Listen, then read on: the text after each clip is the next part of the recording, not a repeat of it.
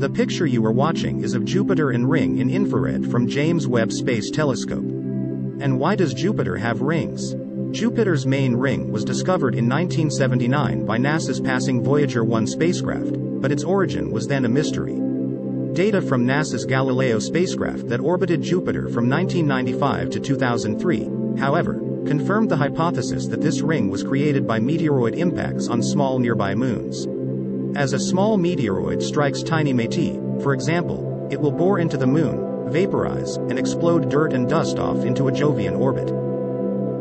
The featured image of Jupiter in infrared light by the James Webb Space Telescope shows not only Jupiter in its clouds, but this ring as well. Also visible is Jupiter's Great Red Spot, GRS, in comparatively light color on the right, Jupiter's large moon Europa. In the center of diffraction spikes on the left, and Europa's shadow, next to the GRS. Several features in the image are not yet well understood, including the seemingly separated cloud layer on Jupiter's right limb. For daily video updates, subscribe to Only Facts.